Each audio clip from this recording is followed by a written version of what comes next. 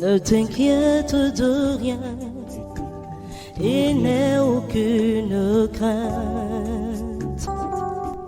La joie vient le matin, les problèmes ne durent qu'un temps.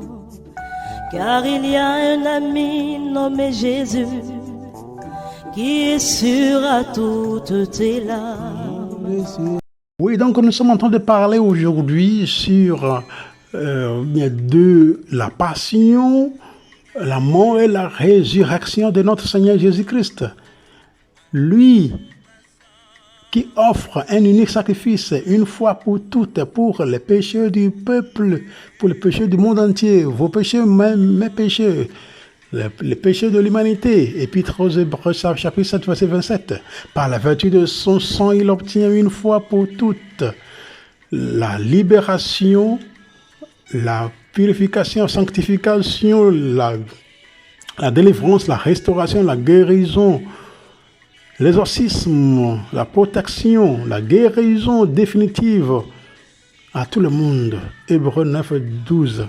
Et par le fondement de son corps, Jésus sanctifie volontairement les fidèles une fois pour toutes. Hébreux chapitre 10, verset 10. Voilà, nous sommes appelés à pouvoir faire des réflexions, entrons ensemble à débattre. Salut, shalom. Si c'est la première fois que vous avez cliqué sur notre canal, soyez les bienvenus. Et ne faut pas oublier de vous abonner, comme ça lorsqu'il y a une nouvelle vidéo lancée, vous serez la première personne à être avertie. Si vous êtes là depuis avec nous, merci beaucoup d'être là, merci beaucoup de votre contribution, pour votre générosité. Et ensemble avec les nouveaux arrivés, il ne faut pas oublier de continuer par liker, commenter, partager la vidéo. Si vous aimez les contenus comme ça, et vous aurez encore d'autres choses intéressantes qui sont publiées dans les 200 vidéos que nous avons publiées, que ce soit en anglais, que ce soit en français. Il y a partie anglaise aussi qui est là au début, et vous pouvez voir, et si ça vous intéresse. Merci beaucoup, continuez d'être avec nous. Ne vous oubliez de continuer toujours de vous abonner et de partager, de chuchoter vos oreilles à nos amis, de pouvoir aussi faire l'abonnement. Nous le savons, non, comme nous faisons toujours. Et on s'entraide, vous voyez, non? Et ça ne coûte rien de s'abonner, parce que ça aide beaucoup, ça encourage aussi l'autre qui est en train d'essayer de faire des recherches pour pouvoir venir avec des choses permanentes et pertinentes, pour pouvoir partager avec vous, pour qu'ensemble nous puissions grandir dans la foi. Merci beaucoup. Voilà, aujourd'hui, je voudrais que nous parlions de quelque chose de très important que nous savons tous étant chrétiens. Si nous sommes chrétiens, si vous êtes chrétienne, c'est ça la même chose. Donc, la passion, la mort et la résurrection de notre Seigneur Jésus-Christ. La passion, la mort et la résurrection de notre Seigneur Jésus-Christ. Vous voyez que lorsque nous parlons de la passion, c'est parler de la souffrance. Tout ce que Jésus a enduré avant sa mort. C'est ça la passion. Vous voyez, non?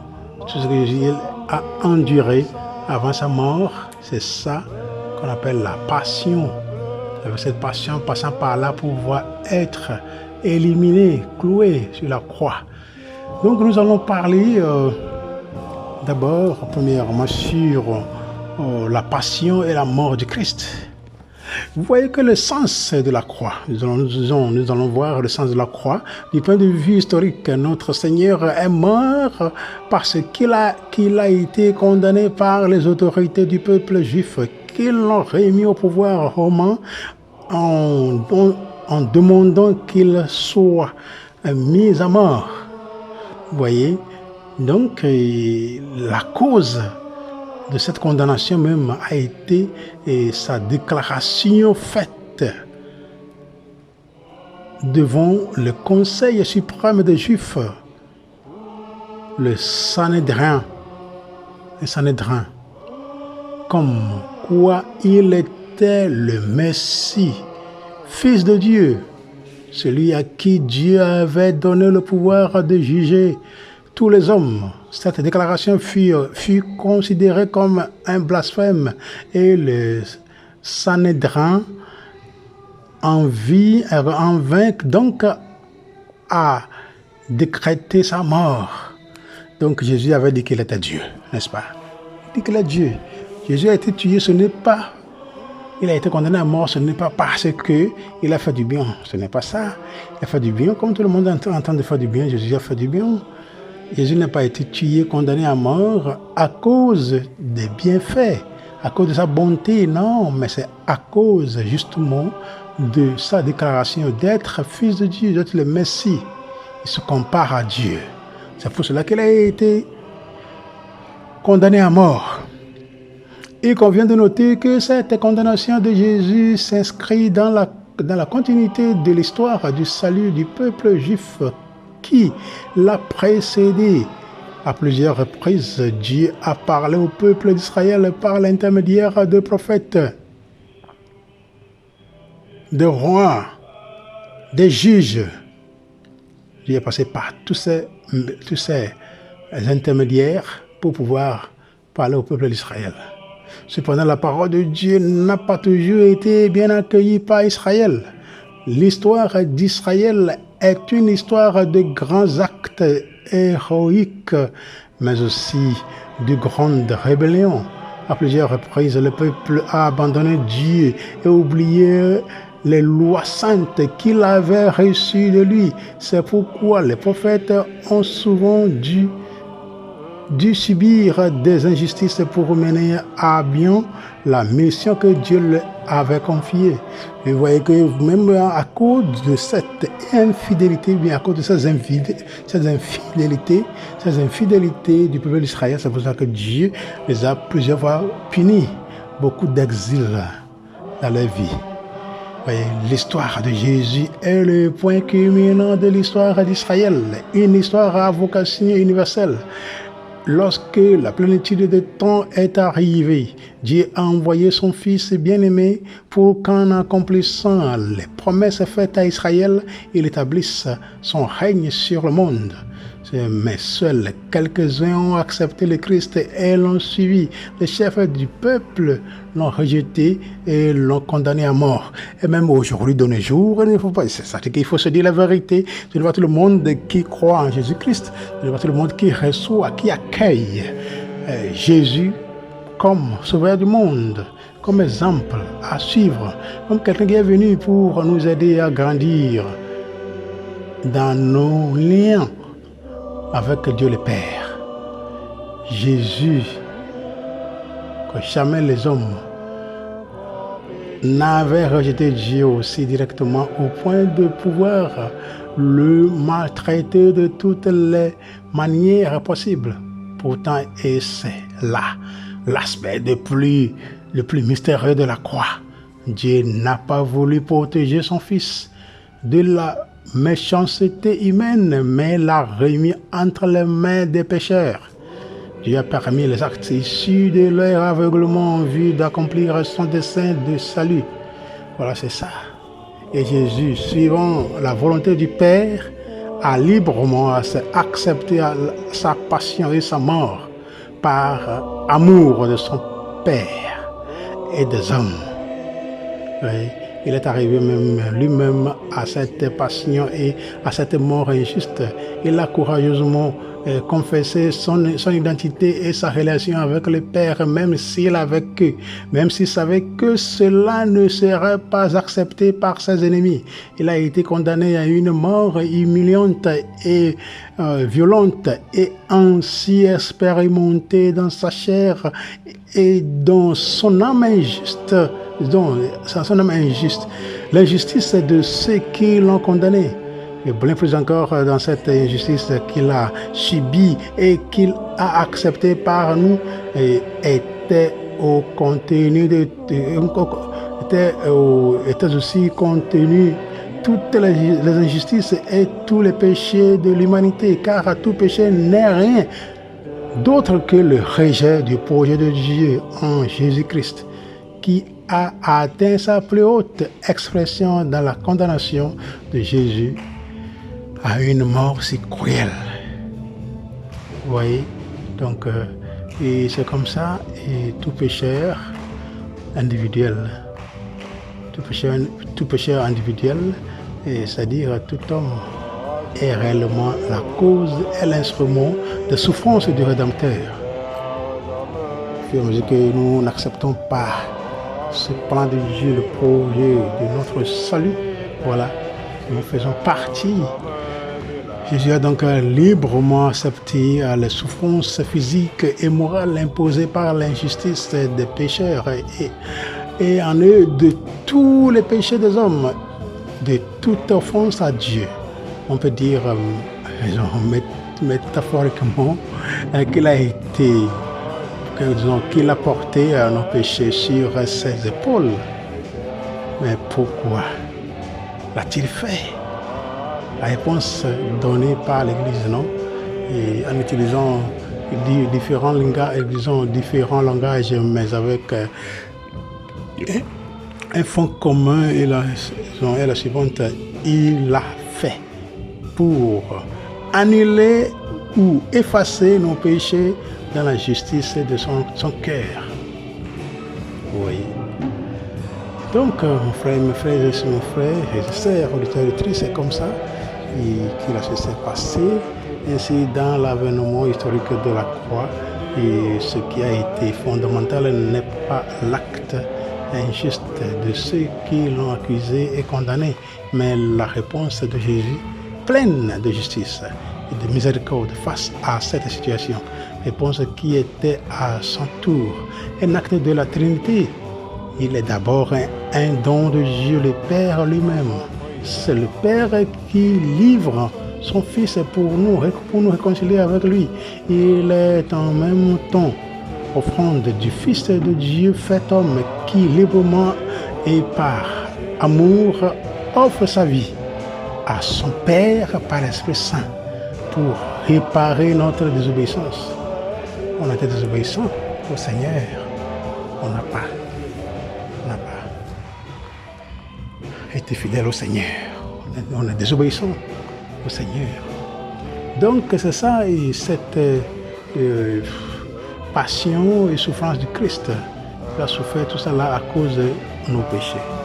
Il est venu pour nous sauver. Il est venu à cause de nos péchés, par miséricorde. Jésus est venu pour pouvoir nous sauver. Qui enverrai-je et qui ira pour moi? Il dit, me voici, envoie-moi Seigneur. Voilà, il est venu et il a tout pris sur lui. Et finalement, il a beaucoup souffert à cause de nous. Parce que avant que Jésus ne nous sauve, il devrait on dit quoi? Il devrait s'introduire. Il est qui? Il devrait se présenter. Il est qui? Vous qui êtes venu pour sauver quelqu'un, il faut nécessairement que vous dites d'où vous venez, ce que vous êtes venu faire. Lorsque les gens vont connaître votre identité, c'est là qu'ils vont croire en vous. Et tout ce que vous allez passer comme message, comme enseignement, comme séminaire va bien passer. Mais sans savoir d'où vous êtes, qui vous êtes, tout ça là, rien ne va se passer. Donc Jésus devrait nous dire que lui, il est de Dieu. Il est fils de Dieu. Comme ça, tout message va se passer. Parce que tout ce qu'il était en train de faire comme travail, tout miracle qu'il était en train de réaliser dépasse la compréhension humaine. Il va au-delà de toute compréhension, ce que personne ne peut jamais croire. Quand les gens voient déjà la fin de tout, quand les gens voient que voilà, c'est fini pour lui, c'est fini pour eux, ils vont mourir. Voilà, Jésus donne la réponse. Il donne la possibilité que non, Dieu est le Dieu des morts. Dieu n'est pas le Dieu des morts, mais le Dieu des vivants. Maintenant, voyons la résurrection du Seigneur. Il est ressuscité, alléluia. Il est descendu aux enfers. Après avoir souffert et après sa mort, le corps du Christ a été enterré dans un tombeau neuf, non loin de l'endroit où il avait été crucifié. Son âme, par contre, est descendue aux enfers, c'est-à-dire qu'il a partageait l'état des justes qui étaient morts avant lui.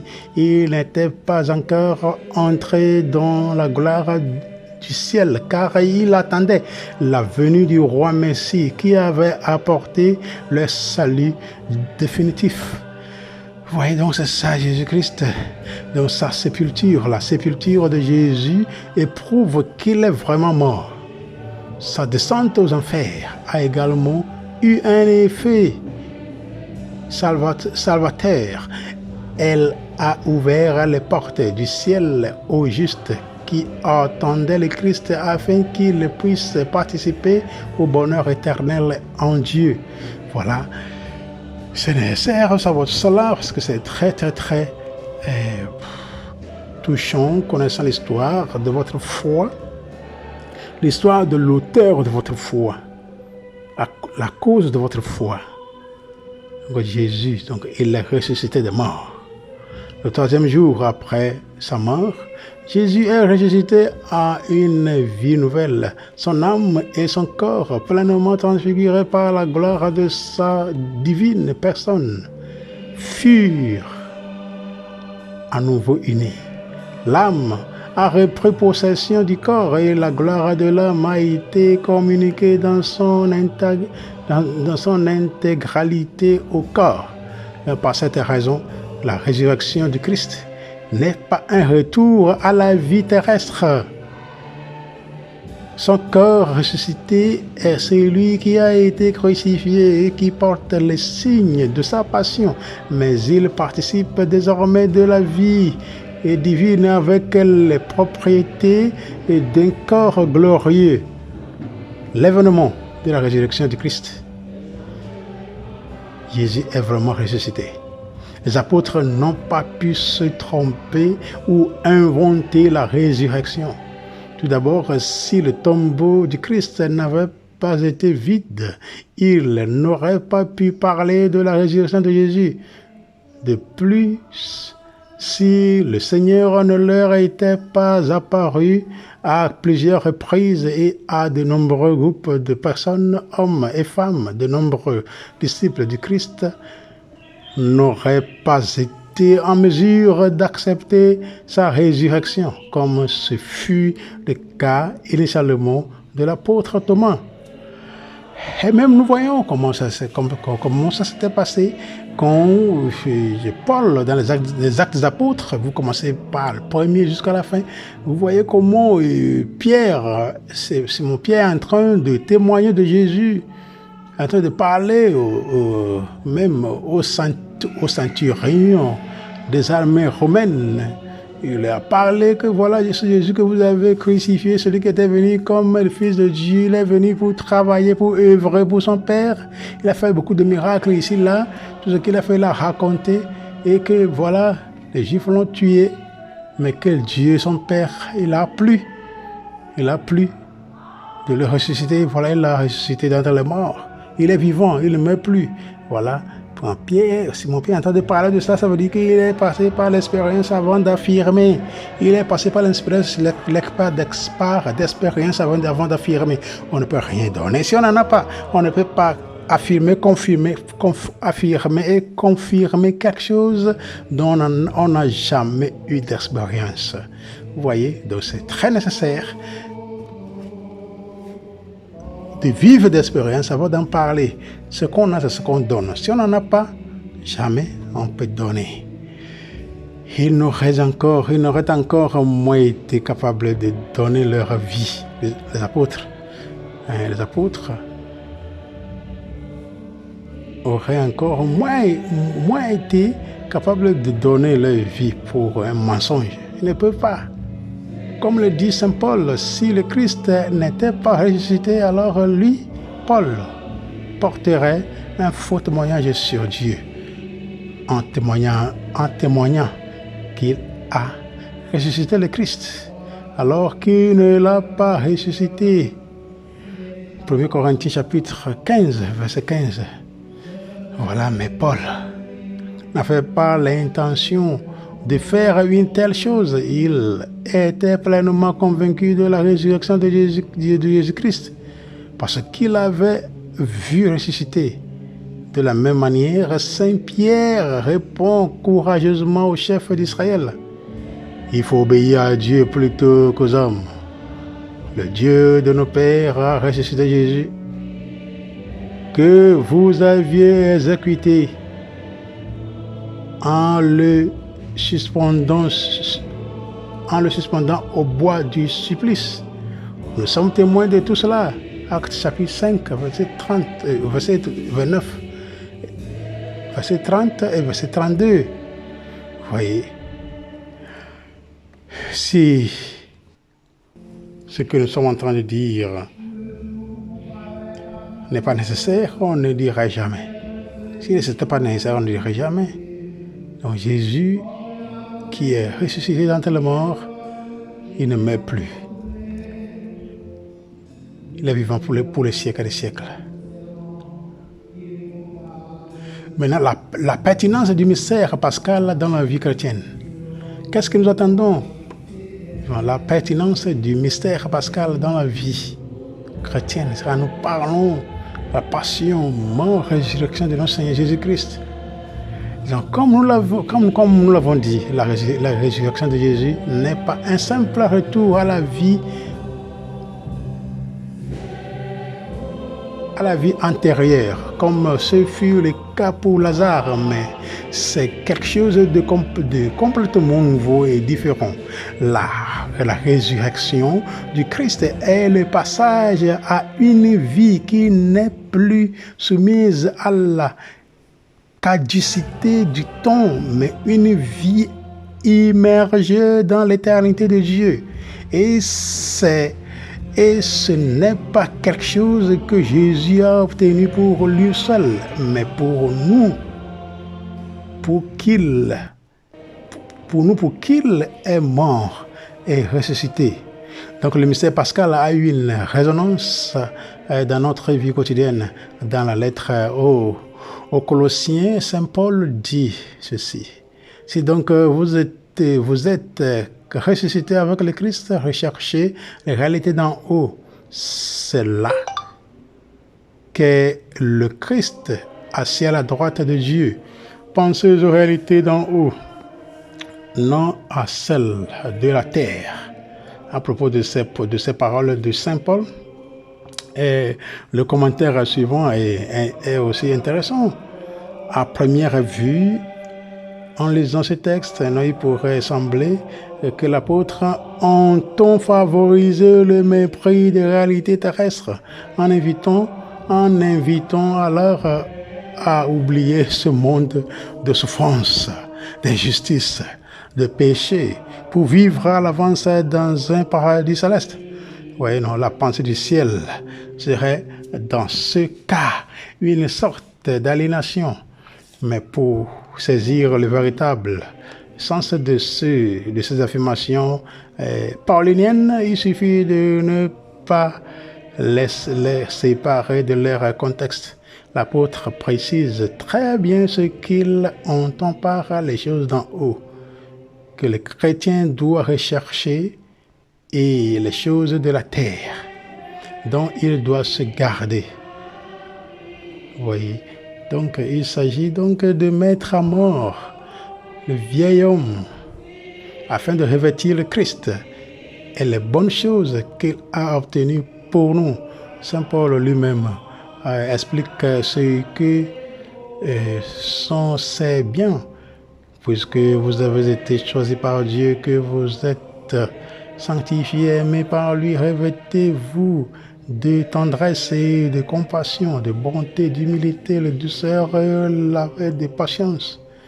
Oui, supportez-vous les uns les autres et pardonnez-vous mutuellement si vous avez des reproches à vous faire.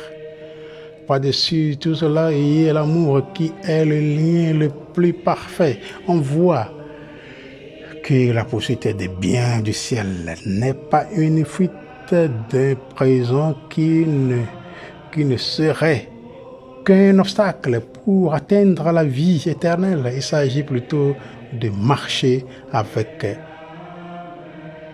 panaché dans le présent vers la vie éternelle. Donc, mon frère, ma sœur, nous, comme chrétiens, nous devons faire attention toujours.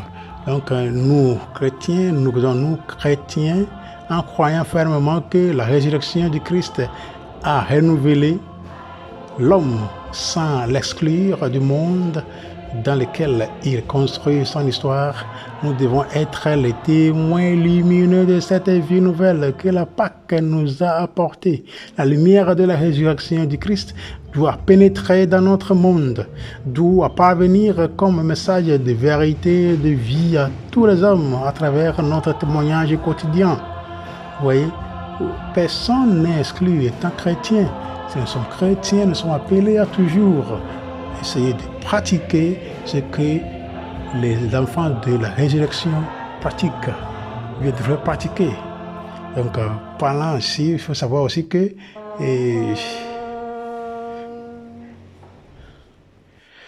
cette résurrection de notre Seigneur Jésus-Christ, la passion, la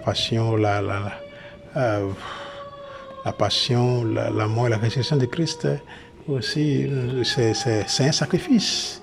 Jésus nous offre un sacrifice, une fois pour toutes.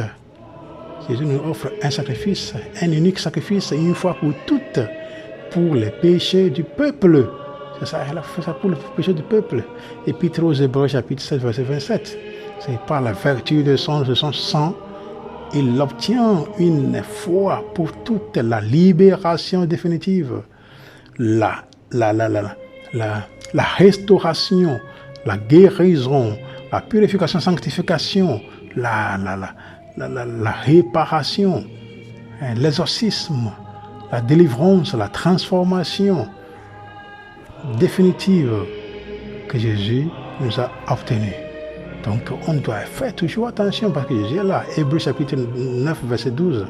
Par l'offrande de son corps, Jésus sanctifie volontairement les fidèles une fois pour toutes. Hébreux 10, 10. Donc Jésus, tout ce qu'il a fait pour l'humanité est énorme. Il est vraiment Dieu. C'est ça que nous sommes appelés à croire. Croire seulement, Jésus veut qu'on croie seulement. Pas seulement blablabla. Il faut qu'on croie que Jésus est Dieu. Donc, mon frère, ma sœur, si ce que nous venons de dire vous convainc, il suffit seulement de s'adonner à la croyance, à la foi. Il faut avoir la foi sur Jésus-Christ. Il faut avoir la foi en Jésus-Christ, en Dieu à travers son Fils Jésus-Christ. Parce que par le Fils, nous arrivons au Père. Donc Jésus, ce qu'il est venu pour nous faire, c'est authentique. Il nous a révélé qu'il est Dieu, qu'il est Fils de Dieu. Il nous a ressuscités, il nous a nourris, il nous a guéris, il nous a délivrés, il nous a débloqués de tout ce que nous a bloqués dans notre vie. Et si nous croyons en lui, il fait encore plus. Aujourd'hui, Jésus continue à faire beaucoup de miracles comme Dieu au milieu de nous. Il suffit seulement d'avoir la foi ferme en lui. Et lui, il va réaliser tout ce dont on a besoin pour pouvoir vivre. Donc, on n'est pas loin de ces réalités, de savoir que la passion, la mort, la résurrection de Christ est notre santé. Nous donne la bonne santé. Nous donne des déblocages professionnels financiers. Nous donne des blocages matrimoniaux, de bonheur, de chance. Nous donne des blocages sanitaires. Nous avons la bonne santé. Nous croyons en lui. Bonheur et chance. Nous débloque des esprits mauvais à tout degré, de la sorcellerie à tout degré. Nous libère, nous délivre, nous exorcise, nous sanctifie, purifie. La passion, mort et résurrection du Christ nous donne une vie nouvelle. Nous donne un cœur nouveau, des cœurs nouveaux. Nous sommes devenus des créatures nouvelles. En face de Dieu, ils sont appelés à continuer par l'être. Parce que Dieu nous aime, il veut que nous soyons toujours entre ses mains, il veut que nous soyons toujours sous sa protection, sous sa présence. Il faut que nous cherchions la présence du Seigneur. Nous sommes jeunes, nous sommes adultes. Ce qui compte, c'est Dieu. Il faut savoir que Dieu est là. Il faut savoir que Dieu existe. Il ne faut pas aller chercher ce qui n'est pas. Si vous allez chercher autre Dieu, vous allez mourir vite, très tôt même. Comme on voit beaucoup de gens qui n'atteignent même pas 50 ans, ils sont partis parce qu'ils sont en train de pratiquer autre chose dans la vie, chercher autre chose dans la vie. Il faut chercher Dieu, la face de Dieu toujours. Que la Bible soit votre médicament. Que la Bible soit votre médicament. Il faut savoir utiliser la Bible, puis c'est fini. Votre vie sera prolongée. Quand vous utilisez la Bible, vous aurez tout ce que vous voulez. Tout ce dont vous en avez besoin pour pouvoir vivre à la suite de Christ, c'est que la Christi. À la suite de Christ, vous aurez tout. Vous en aurez. Demandons au Seigneur de continuer par nous bénir, par nous augmenter la foi, surtout, et pour que la cour céleste descende pour intercéder pour vous, pour nous tous, pour que nous puissions réussir dans ce projet de notre salut, que nous soyons toujours heureux à la suite de Christ. Merci beaucoup d'avoir suivi. Que le ressuscité continue par marcher avec nos mains dans la main pour nous éclaircir, que nous éclairer nos chemins, que nous puissions, sans fausser les pas, réussir dans son sang précieux.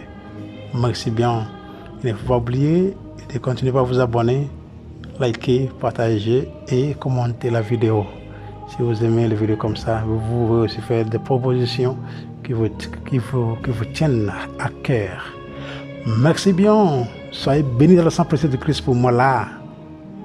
À bientôt.